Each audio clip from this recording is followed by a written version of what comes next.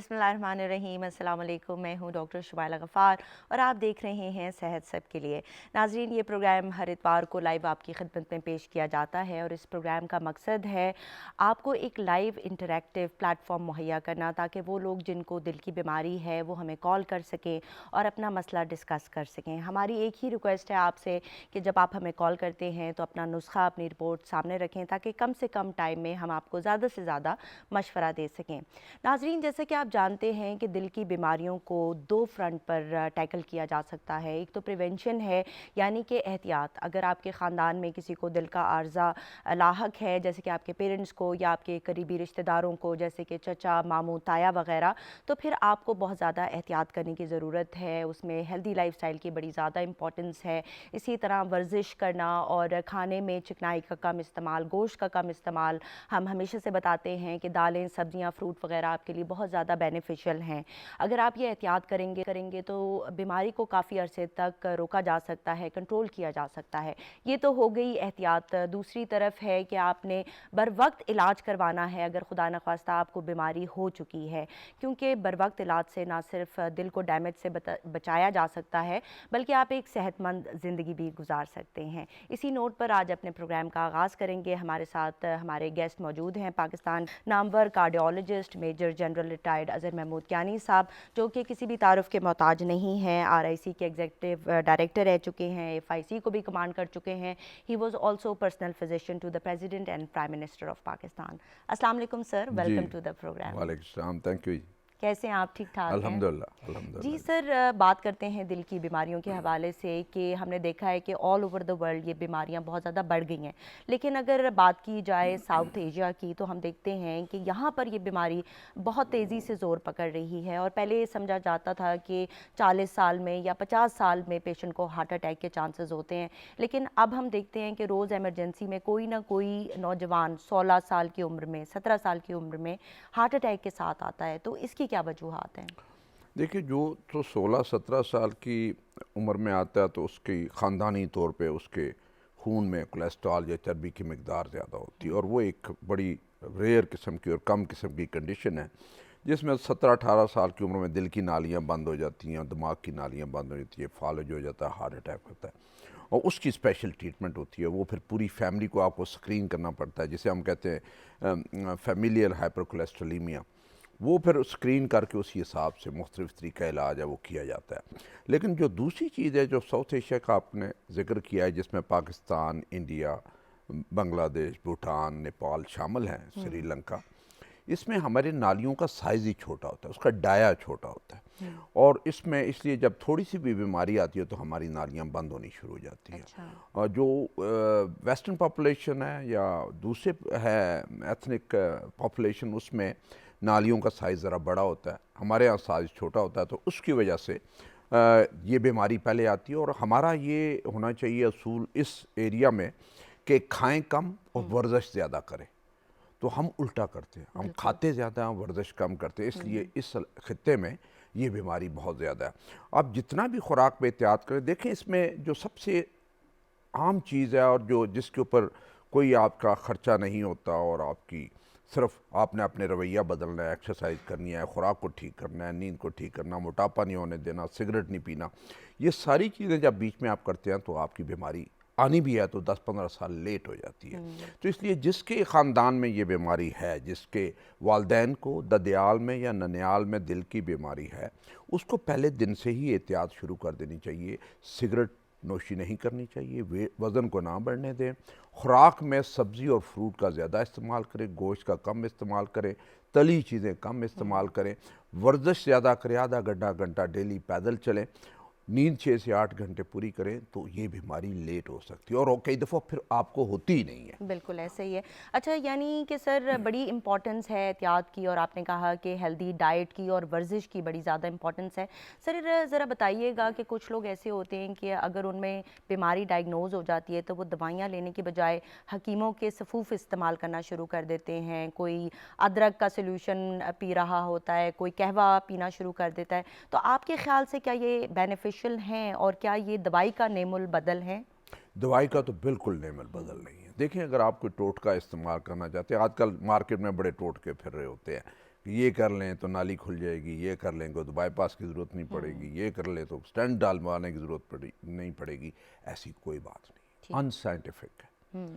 जो ब्लॉकेज है वो ब्लॉकेज रिमूव होनी है मैकेनिकली, या तो स्टेंट बीच में डालना पड़ेगा या बाईपास करना पड़ेगा।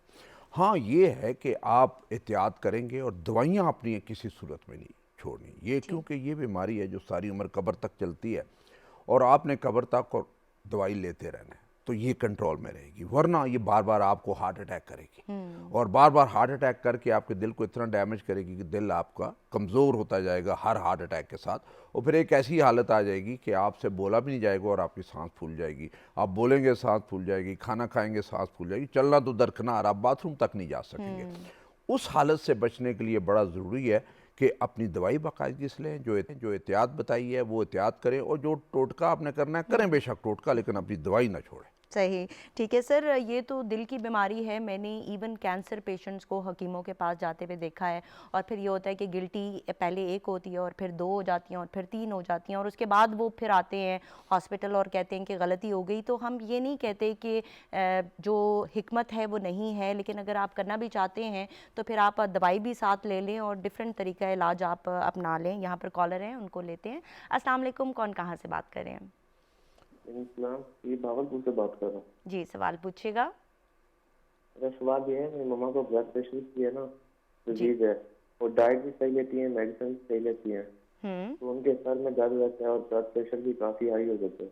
अच्छा, कितना है? ठीक है। कितना हाई होता है?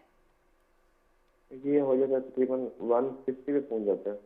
अच्छा, ठीक है। यानी कि दवाई लेने के बावजूद इतना बढ़ जाता है। खाने में एहतियात करती हैं, वॉक वगैरह करती हैं वो? खाना भी सही रहती है और वॉक वगैरह भी करती हैं।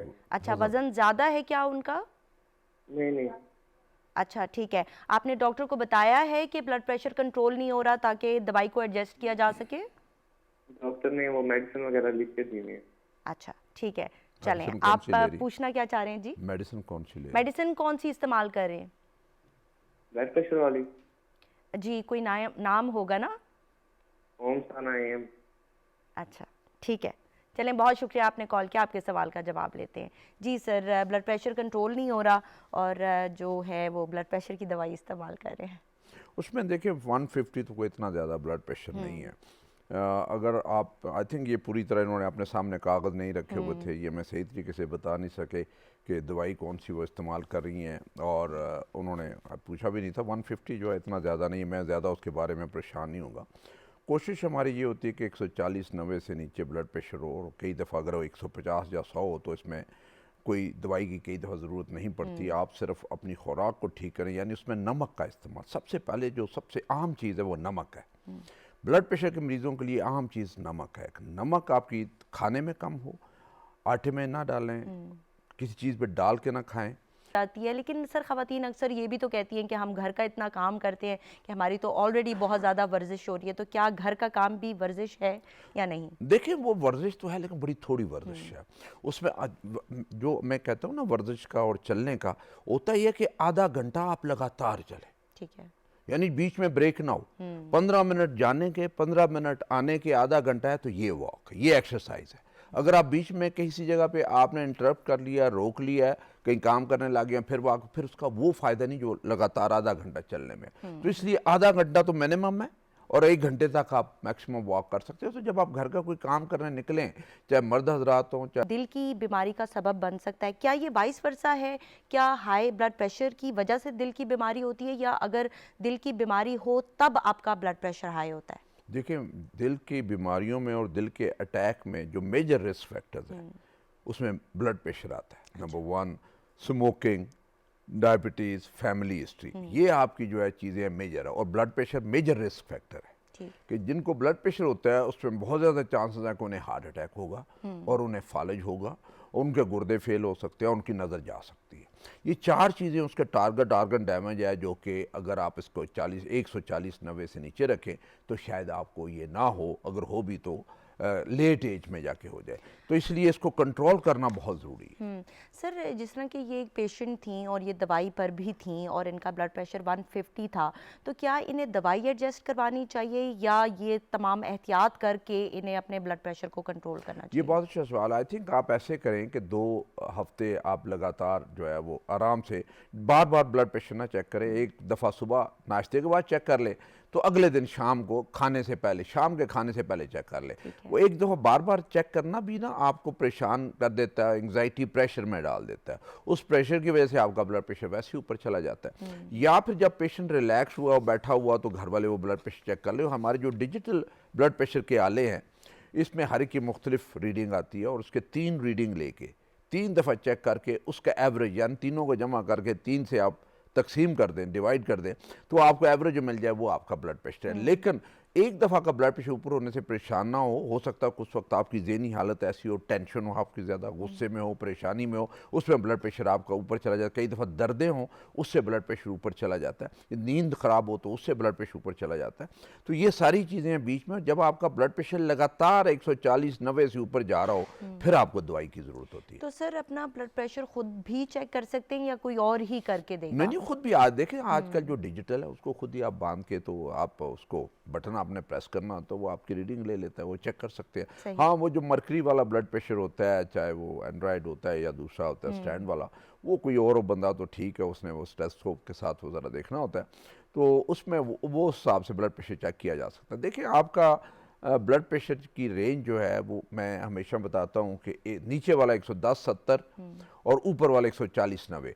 ख्वातीन में ज़्यादातर ब्लड प्रेशर 90-60 के करीब होता है, लोअर साइड पे होता है, जो कि लोअर नॉर्मल लिमिट है।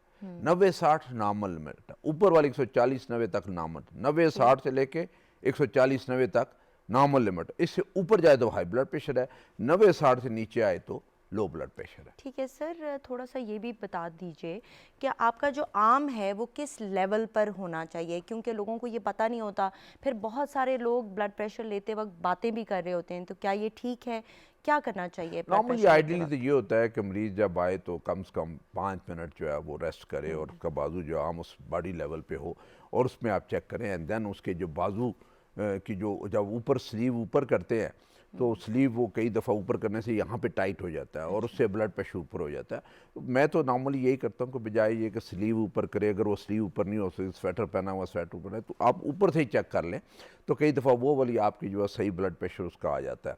लेकिन रिलैक्स हालत में हो तो वो ज़्यादा बेहतर है। ठीक है। लेकिन एक भी ब्लड प्रेशर की हाई रीडिंग जो है वो आपको शक में डालती है कि ये पोटेंशियल हाइपरटेंसिव पेशेंट है, इसको ब्लड प्रेशर की तकलीफ किसी वक्त भी हो सकती है। वो कुछ मरीज़ ऐसे होते हैं जिनको दिन के वक्त उनका ब्लड प्रेशर जो है वो नॉर्मल रहता है, रात को सोते हुए उनका ब्लड प्रेशर ऊपर चला जाता है और उसके लिए फिर वो 24 आवर जो एम्बुलेटरी मॉनिटरिंग होती है, 24 घंटे का जो आला होता है जो ब्लड प्रेशर 24 घंटे रिकॉर्ड करता है, उसकी ज़रूरत पड़ती है। तो ब्लड प्रेशर जो है, जब भी आपको कहीं कोई शक, जब भी डॉक्टर के पास जाएँ तो एक दफ़ा अपना ब्लड प्रेशर ज़रूर चेक करवा लें। और सर आर्म जो है क्या वो दिल के लेवल से नीचे होना हाँ जी, चाहिए? हाँ, बेसिकली जो है अगर चेयर पे बैठा हुआ तो जैसे मेरा बाजू है इस हिसाब से बाजू, और अगर आप बाजू का कोई सपोर्ट नहीं है और ऐसे आपने उठाया हुआ तो उससे भी ब्लड प्रेशर ऊपर हो सकता है। उसको सपोर्ट होनी चाहिए, आपका बाजू टेबल के हो और आपका रिलैक्स्ड हो आपका हाँ, बाजू। और बातें ना कर रहे हो। हाँ जी। जी, यहाँ पर नॉर्मली मैं कॉलर है। हमेशा ये कहता हूँ जी। कि वो डॉक्टर जो स्टेथोस्कोप उसने कान में लगाया हुआ है और बातें कर रहा है तो वो कार्रवाई डाल रहा है। सही ना वो सुन सकता है, अपनी जो स्टेथोस्कोप की जो आवाज़ है ना वो सुन सकता है, बिल्कुल। ना मरीज की बात समझ सकता है। बिल्कुल। तो वो ज़ाया कर रहे हैं, मरीज भी वो जो है टाइम ज़ाया कर रहे हैं और डॉक्टर भी वो टाइम ज़ाया कर रहे हैं। जब वो डॉक्टर जब भी किसी की चेस्ट को सुनता है या हार्ट को सुनता है और साथ बातें कर रहा होता है, इसका मतलब वो कार्रवाई डाल रहा है, वो सुन नहीं रहा मरीज को। ठीक है सर, यहाँ पर कॉलर है, उनको शामिल करते हैं। अस्सलाम वालेकुम, कौन कहाँ से बात कर रहे हैं? वालेकुम सलाम। मेरा जी ना मैं हेपेटाइटिस की मरीज हाँ अच्छा जी, ठीक है। ते मेरा ना डिप्रेशन बहुत हो गया ज्यादा। मैंने कोई जरा बात होवे मैं टेंशन आ वेंदी है, मेरा बीपी हाई हो वेंदा है, 160 ते पड़ वेंदा है। मैं दवाई भी ले रही हां, मेरे दिल ते बड़ा बोझ आंदा है। ते उस तो बाद मेरे पट्ठे दा छिकाव आंदा, खब्बे पासे दे पट्ठे छिकीवन लग वेंदे, चेहरे दे, बाजू दे, बट मैं मेथी कोबाल दी गोली शुरू कर देनी है, वो बड़ी गर्म है, मैंने बड़ी घबराहट होंदी है उस नाल। ठीक है। ते उस तो बाद मेरा अपना जेड़ा है ना टेंशन दी वजह तो बीपी 160 से पड़ वैंदा है, टेंशन बड़ी रहंदी ठीक है, बीपी के लिए कोई दवाई इस्तेमाल कर रही हैं? कोई टेस्ट वगैरह हुए कर हैं रही है, आपके? एक्सटोर दवाई है एक वो कर रही हैं। अच्छा, ठीक है। हाँ जी, रोजाना लेनी है, कभी भूल वजे तो बीपी हाई हो और जाता, डिप्रेशन के लिए कोई दवाई इस्तेमाल कर रही हैं? वॉक वगैरह करती हैं? वॉक बस यो घर का काम ही कर दिया, और तो कोई नहीं वॉक। वजन ज़्यादा? अच्छा, और वजन कितना है आपका? वजन 65 किलो, 65 किलो। अच्छा, ठीक है। और डिप्रेशन की कोई दवाई इस्तेमाल कर रही हैं या नहीं? डिप्रेशन की कर रही हूँ, मिग परायम। अच्छा, कब से कर रही हैं ये इस्तेमाल? ये तो 2-3 साल हो गए हैं। उससे फ़ायदा अच्छा, होता है? ठीक है। उससे कोई फ़ायदा हो रहा है?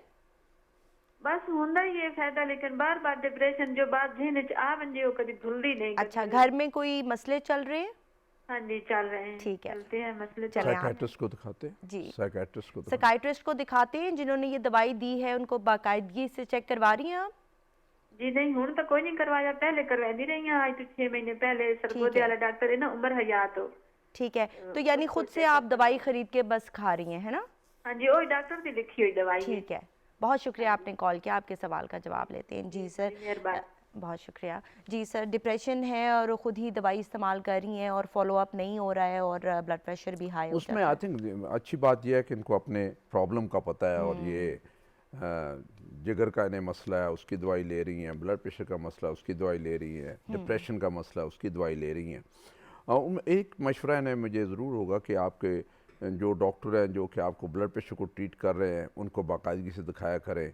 अपने साइकेट्रिस्ट को जो डिप्रेशन वाला है, देखें ये बड़ा ज़रूरी है। जिस तरह हमारी शुगर और ब्लड प्रेशर है जिसके लिए सारी उम्र दवाई लेनी पड़ती है, और या हार्ट का मसला है सारी उम्र दवाई लेनी पड़ती है, एक बीमारी चलती रहती है, रुकती नहीं है, यही हाल जो है डिप्रेशन का भी होता है। उसमें केमिकल इम्बैलेंस होता है और उसकी वजह से डिप्रेशन होनी शुरू हो जाती है, और उस बैलेंस को आप दवाइयों के साथ ठीक करते हैं तो आपकी डिप्रेशन ठीक होती है। तो उन दवाइयों को जारी रखना बहुत ज़रूरी है, और अपने साइकेट्रिस्ट को, जो भी आपके साइकेट्रिस्ट है, उनको बाकायदगी से हर 2-3 महीने के बाद जगह दिखा लिया करें तो आपकी काफ़ी हद तक डिप्रेशन भी बेहतर हो जाती है। और आप जो कुछ बोलना चाहते हैं साइकेट्रिस्ट के साथ, या जो कुछ शेयर करना चाहते हैं अपने सिम्टम्स, वो उसके साथ शेयर करते हैं तो आपको काफ़ी तसल्ली होती है कि आपकी चीज़ें जो है कंट्रोल में है। तो इनका आई थिंक इशू तो है, लेकिन मैं इन्हें यही मशवरा दूंगा कि अपने ब्लड प्रेशर को कंट्रोल करके रखें। वॉक जो है वो घर के अंदर बेशक सहन में आप आधा घंटा वॉक कर लिया करें, या जैसे मैंने पहले कहा कि सौदा सरफ ले जाने के बहाने आप आधा घंटा वॉक कर लिया करें। और कोशिश ख्वातीन को, मेरी ये कोशिश होती है कि जो डिप्रेशन वाली है ख्वातीन है, उन्हें चाहिए कि दिन में एक दफ़ा घर से बाहर ज़रूर निकलें। हाँ। जब आप उस चार दीवारी से बाहर निकलती हैं और खुली फ़ज़ा में आप आते हैं और हवा खुली लगती है, लोगों को चलते फिरते देखती हैं, दुनिया को चलते फिरते देखते हैं, तो उसका बड़ा पॉजिटिव मुस्बत जो है उसका असर होता है आपके दिमाग पे, आपके डिप्रेशन पे, और आपकी डिप्रेशन काफ़ी हद तक बेहतर होती है। और जब आपके इंटरेक्शन होते हैं, लोगों को देखते हैं, चल फिर रहे हैं, ज़िंदगी चल रही है, चार दीवारी में सिर्फ वो 3-4 बंदे ही आपको नज़र आते हैं, और वो बातें जो घर की हैं वही सारी चलती रहती हैं और बार बार वही डिस्कस होती है, और वो आपको काफ़ी डिप्रेशन में सर, जिस तरह के इनको हेपेटाइटिस है तो बाज़ औक़ात हमने ये देखा है कि अगर क्रॉनिक इलनेस होती है तो इन लोगों को फिर डिप्रेशन होने लग जाता है, इट्स नेचुरल। तो जिस तरह के हमने कहा कि अगर ये वर्जिश करेंगी तो इनका ब्लड प्रेशर भी बेहतर होगा, इनका डिप्रेशन भी बेहतर होगा। दूसरी बात ये है कि खुद ही से ये दवाई ले रही हैं, तो अगर ये डॉक्टर को दिखा लेंगी तो क्या पता इनकी साइकाइट्री की जो दवाई है उसको भी एडजस्ट करके इनका जो डिप्रेशन है उसको भी कम किया जा सकता है, और फिर ये फ्लक्चुएशंस भी नहीं होंगी इनके ब्लड प्रेशर में। यहाँ पर कॉलर है, उनको शामिल करते हैं। अस्सलाम वालेकुम, कौन कहाँ से बात करें? जी, मैं अली बात कर रहा हूँ सियालकोट से। जी अली, सवाल पूछिएगा।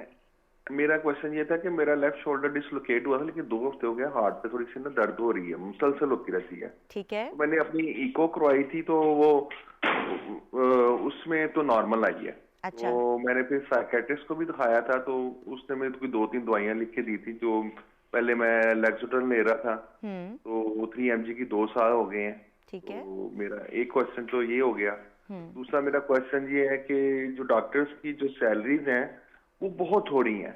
मेरा क्वेश्चन ये है कि एक न्यू अस्पताल में अगर आप चले जाएं तो एक दिन में एक डॉक्टर 9,000 पेशेंट्स को देखता है जी। तो एक डॉक्टर 300 पेशेंट्स को देखता है, और उनको बेचारों को सैलरीज इतनी थोड़ी हैं, और प्रोफेसर डॉक्टर्स की सैलरीज भी इतनी कम, बहुत कम है। कहीं आप डॉक्टर तो नहीं है? नहीं, मैं डॉक्टर नहीं हूँ मैं, लेकिन मैं ये चाहता हूँ कि ये अगर प्रोफेसर डॉक्टर की सैलरी काफी इतनी ज्यादा होनी चाहिए कि वो बाहर ना जाएं। बिल्कुल ऐसे ही। वो ये छोड़ के जा रहे हैं सारा कुछ, ये मामलात है। तो इसकी वजह से इनकी सैलरीज कम से कम, जो नए डॉक्टर्स उनकी 1 मिलियन होनी चाहिए, जो प्रोफेसर की उनकी 5 मिलियन तक होनी चाहिए। ये हमारा एसेट है। ये ठीक है, हमारा बहुत एसेट है। शुक्रिया। ये बताइएगा कि आपकी एज क्या है, खानदान में किसी को दिल का मसला है, और आप क्या स्मोकिंग वगैरह करते हैं? नहीं, मैं स्मोकिंग नहीं करता, ठीक है। लेकिन मेरी 42 इयर्स है। मेरे वालिद साहब को है स्टंट पड़े हुए, अच्छा, ठीक लेकिन है। मेरी बैंक में जॉब है, मैं स्ट्रेस वाली जॉब है। हाँ, वॉक वगैरह करते हैं आप? नहीं, मैं नहीं कर पाता। अच्छा, ठीक है। और एको के अलावा कोई टेस्ट हुए हैं आपके, ईसीजी वगैरह नहीं, हुई है? नहीं, कोई नहीं, कोई नहीं। अच्छा, ठीक। बहुत शुक्रिया लेकिन मेरा आपने कॉल शोल्डर किया। डिसलोकेट, जी जी जी। शोल्डर डिसलोकेट हुआ हुआ है, शायद उसकी दर्द होती है, क्या इसकी ठीक है, दर्द? ये दर्द कितनी देर तक आता है और क्या काबिले बर्दाश्त होता है, पसीने आते हैं हाँ, इसके ये साथ?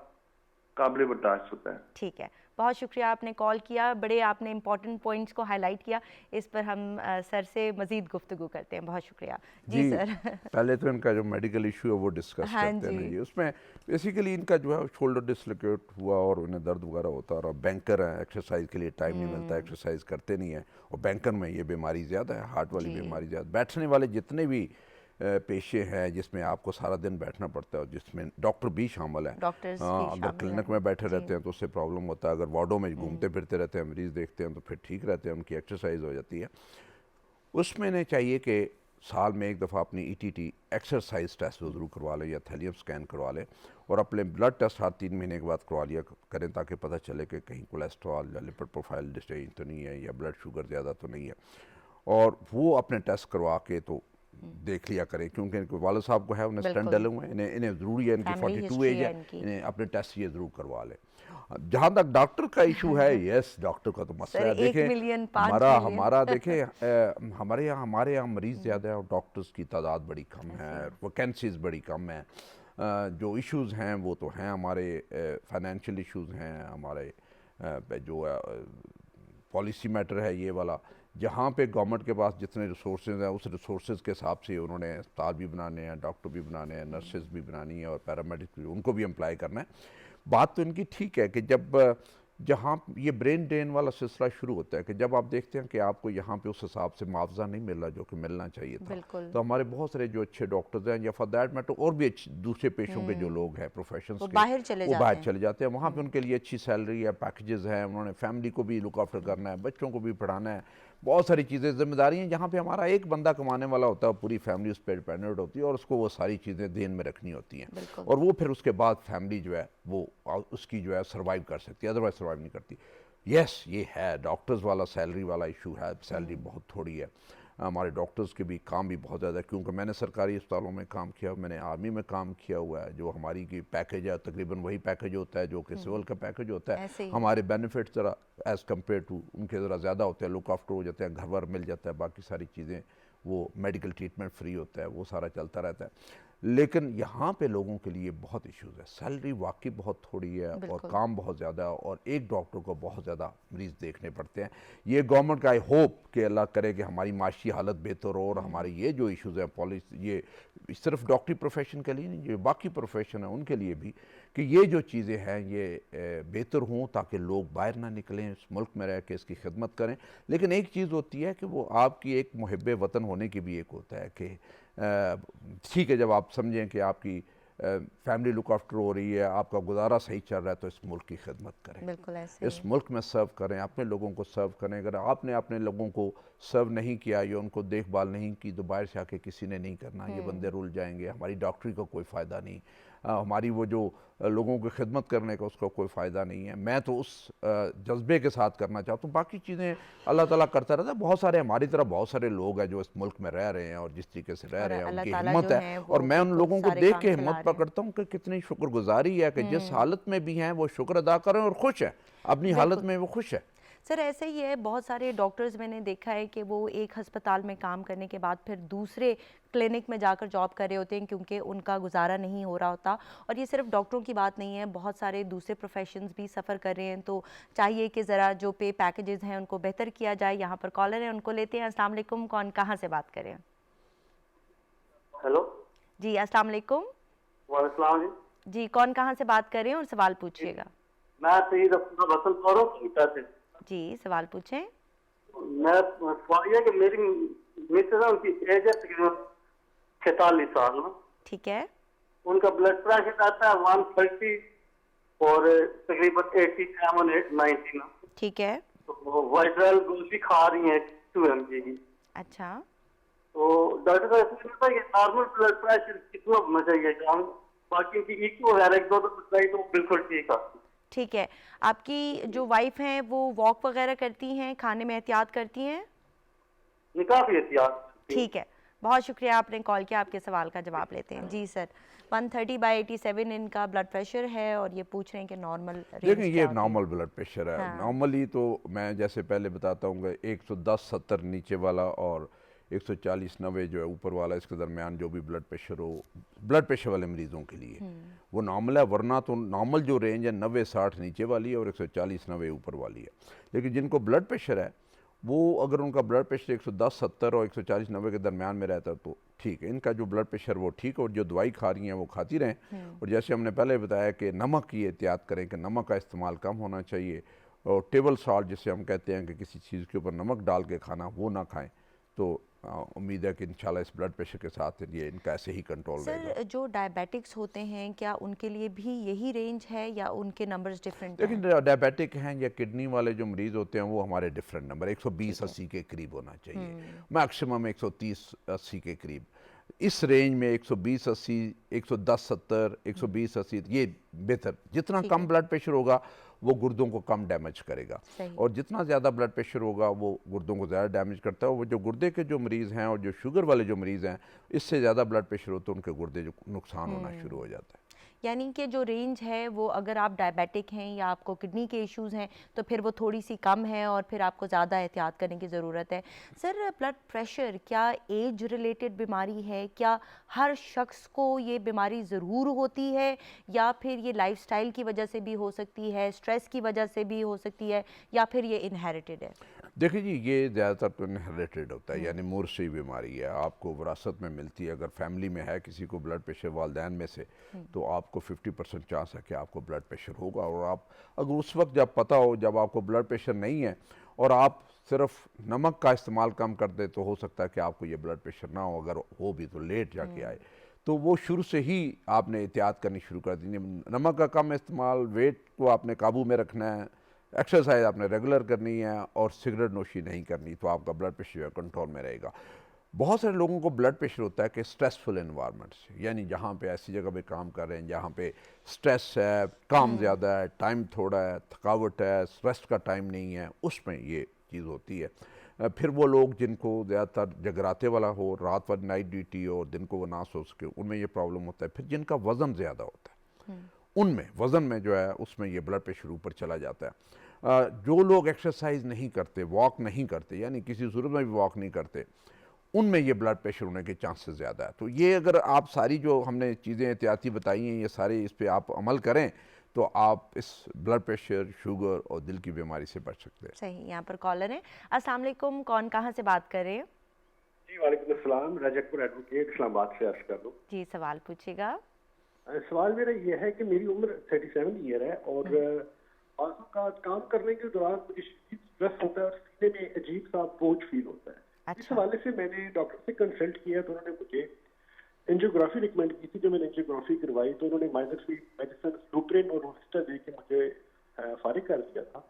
एक महीना तो मैंने मेडिसिन खाई, ठीक रहा, मेडिसिन मेरी रेगुलर चल रही है, लेकिन अभी भी चलते हुए, सीढ़ियाँ चढ़ते हुए सीने में बोझ आता है, बाजू का शोल्डर स्ट्रक हो जाता है, स्पेशली जो गर्दन नेक के बैक साइड ये जकड़ा जाता है। अच्छा, एंजियोग्राफी की रिपोर्ट में क्या आया था? एंजियोग्राफी की रिपोर्ट में डॉक्टर साहब ने कुछ बताया था कि कुछ क्लॉटेज है जो निकल गई थी, उन्होंने रिमूव कर दी। अच्छा, माइनर ठीक है, माइनर सी थी? जी माइनर सी थी, एग्जैक्टली माइनर। ठीक है, सही है। और ये बताइएगा कि खानदान में किसी को दिल का मसला है? आप स्मोकिंग तो नहीं करते? नहीं, स्मोकिंग नहीं करता, स्ट्रॉन्ग फैमिली हिस्ट्री है। वेट कैसा है? ठीक है, और वेट कितना है आपका? ओबेसिटी, वेट मेरा ज्यादा, ओबेसिटी में हूँ मैं। ठीक है, सही 100 प्लस है और हाइट मेरी 6 फीट है और 100 प्लस मेरा वेट है, 102 एंड 103। ठीक है, बहुत शुक्रिया आपने कॉल किया, आपके सवाल का जवाब लेते हैं। जी सर। जी, आई थिंक इनका सिम्टम्स तो इनको एंजाइना के होते हैं, और जब वेट भी एक बात ज़्यादा है। मेन मसला इनका वेट वाला है। जब आप इतने वेट के साथ वॉक करते हैं तो अगर आपको माइनर डिजीज जो इनकी अच्छा किया उन्होंने एंजियोग्राफी करवा ली ठीक है। और शक निकल गया कि ज़्यादा सीरियस बीमारी तो नहीं है, माइनर डिजीज़ है, इस माइनर डिजीज़ के साथ आप वॉक करें और इस वेट के साथ आप वॉक करें और आपका यूज टू हो जाएगा, एक्लेमेटाइज हो जाएगा जिस्म, और आपको ये एंजाइना जो होता है वो नहीं होगा। कभी कभार जब आप सीढ़ियाँ चढ़ेंगे या कोई चढ़ाई चढ़ेंगे तो फिर तो आपको पेन होगा, लेकिन अगर आपने कंडीशनिंग कर ली अपने हार्ट की, यानी कि डेली आधा घंटा घंटा आप वॉक करें, तो मुझे उम्मीद है कि ये जो आपका एंजाइना है ये काफ़ी हद तक बेहतर हो जाएगा। क्योंकि जब आप चलते हैं तो अगर माइनर से भी डिजीज़ हो तो नाली का वो जो सेगमेंट जिसमें डिजीज़ है वो एबनॉर्मल होता है और वो पिचक जाता है या उसमें क्रैम्प पड़ जाता है या कुड़वाल पड़ जाता है, और वो कुड़वाल पड़ने से आपको सीने में दर्द होता है। तो उसमें से होता है कि कहीं अगर आपको हो तो ज़ुबान के नीचे आप गोली रख लें, या फिर अपने डॉक्टर के साथ मशवरा करके, उसमें नाइट्रेट्स होते हैं, नाइट्रेट जिसमें सस्टैक है, कॉर्डिनेट है, एमडोर है, इस तरह जो नाली खोलते हैं उसका आपके नुस्खे में इस्तेमाल होना चाहिए। 2-3 दवाइयाँ आपको ज़रूर लेनी चाहिए और साथ ही साथ वॉक करनी चाहिए, तो उससे इंशाल्लाह ये चीज़ ठीक हो जाएगी। और एंजासिड की जो टैबलेट है, जो इमरजेंसी टैबलेट है, जो सीने में दर्द हो तो हम ज़बान के नीचे जो दिल के मरीज़ है वो रखते हैं, वो आपकी जेब में हर जगह पे होना चाहिए। और कहीं भी अगर आपको सीने में दर्द हो जाए और ज़रा प्रोलॉन्ग हो जाए तो फिर आप बैठ जाएँ किसी जगह पे और फिर ज़बान के नीचे वो गोली रख लें तो ये एंजाइना ठीक हो जाएगा। तो फिक्र करने वाली कोई बात नहीं, वॉक करने की ज़रूरत है, वेट कम करने की ज़रूरत है और अपनी दवाइयाँ जो है वो एडजस्ट करने की ज़रूरत है। यहाँ पर एक और कॉलर हैं, उनको लेते हैं। अस्सलाम वालेकुम, कौन कहाँ से बात कर रहे हैं? वालेकुम अस्सलाम भाभी जी, मैं मर्दान से बात कर रहा हूँ। जी, सवाल तो पूछे। मेरी देखिएगा, मिर्गी के दौरे की भी मुख्तलिफ दवाइयाँ हैं और एक दवाई से कई दफ़ा मिर्गी कंट्रोल नहीं होती, या एक खुराक जो देते हैं उससे कंट्रोल नहीं होती, फिर डॉक्टर आहिस्ता आहिस्ता उसकी खुराक बढ़ाता चला जाता है। तो एक ही डॉक्टर के पास जाए, ठीक है। और बच्चों का स्पेशलिस्ट हो, अच्छा स्पेशलिस्ट हो, उसके पास जाएं और वो जो दवाई ने लिख के देगा वो दवाई बाकायदगी से इस्तेमाल करें, फिर उसकी वजह से बताता है उसकी खुराक बढ़ाते चले जाएं। अगर उस दवाई से नहीं कंट्रोल होता तो दूसरी दवाई साथ वो शामिल कर देते हैं।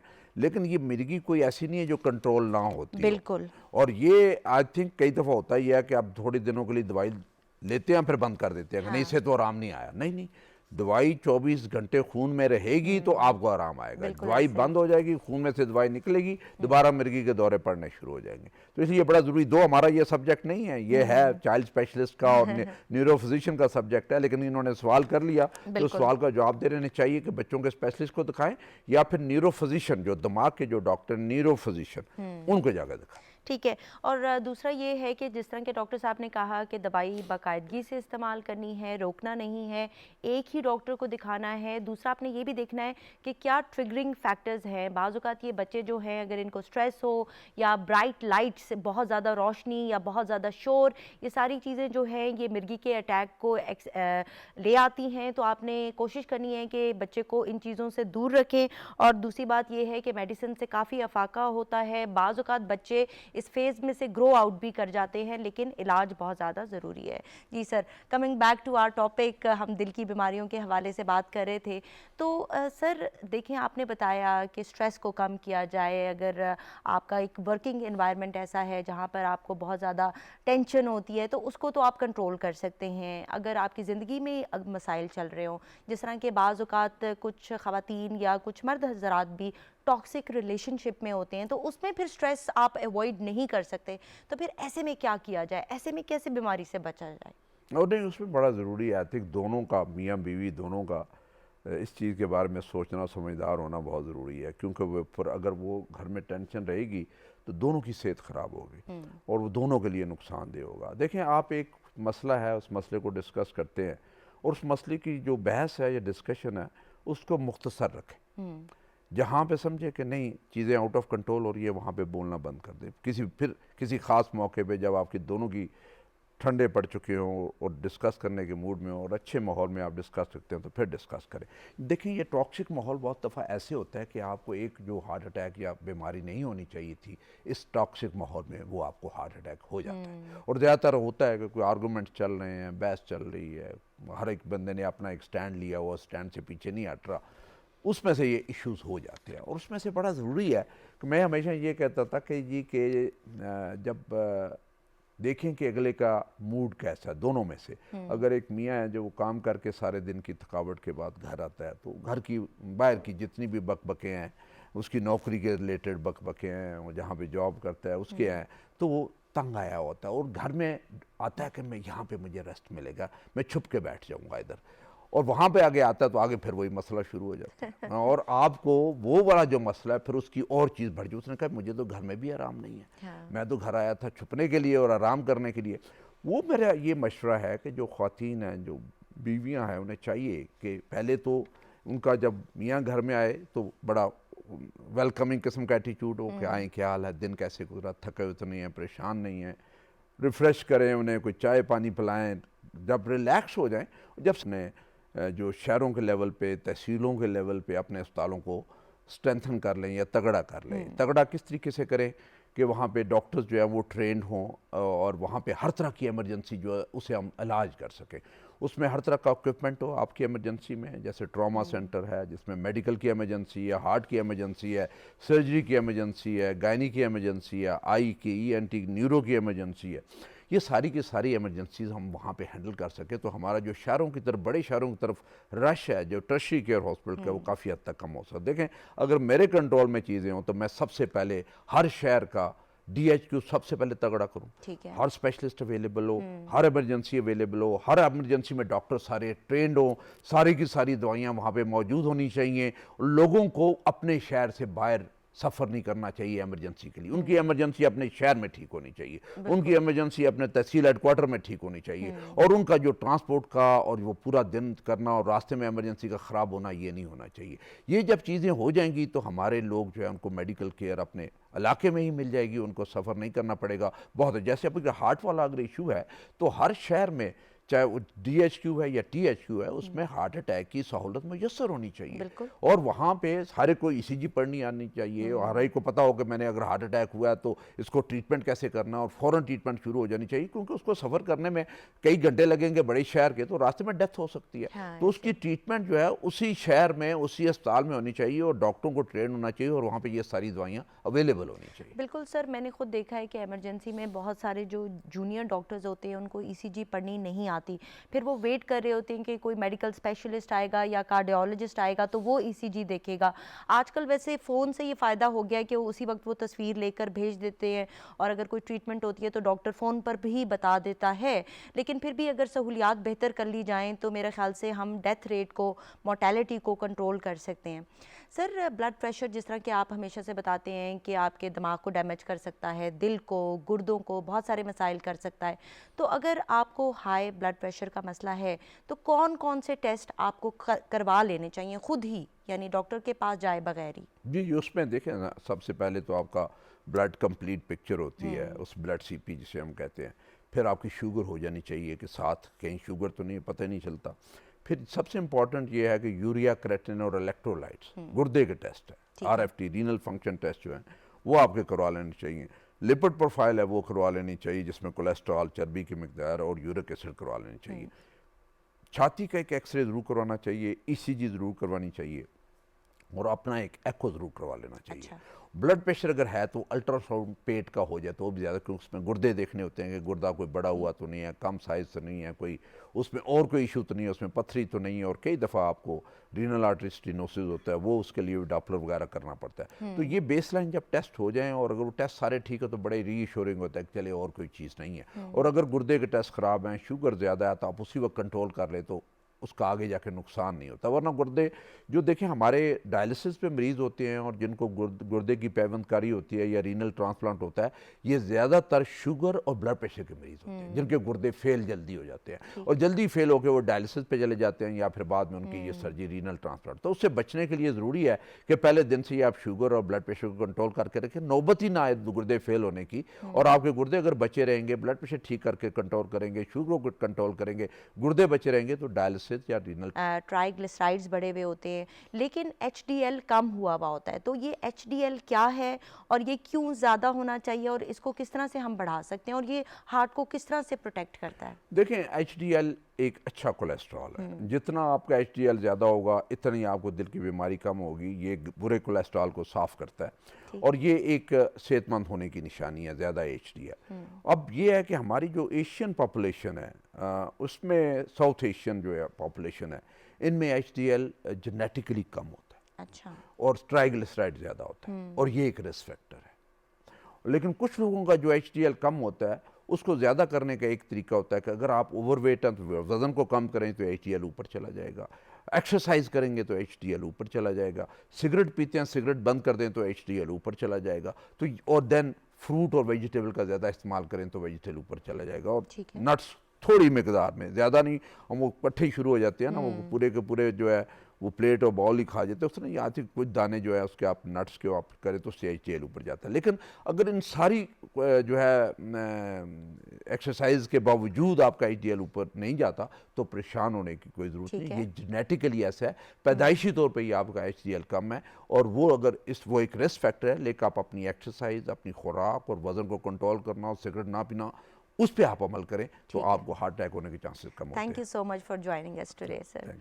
जी नाजरीन, प्रोग्राम आपने देखा, उम्मीद है पसंद आया होगा। हमारा फाइनल मैसेज यही है कि बातचीत से बहुत सारे मसाइल जो हैं वो हल हो सकते हैं। वॉक कीजिए, टॉक कीजिए और जिस कदर हो मुस्कराइए। Take care of yourself. अल्लाह हाफ़िज़।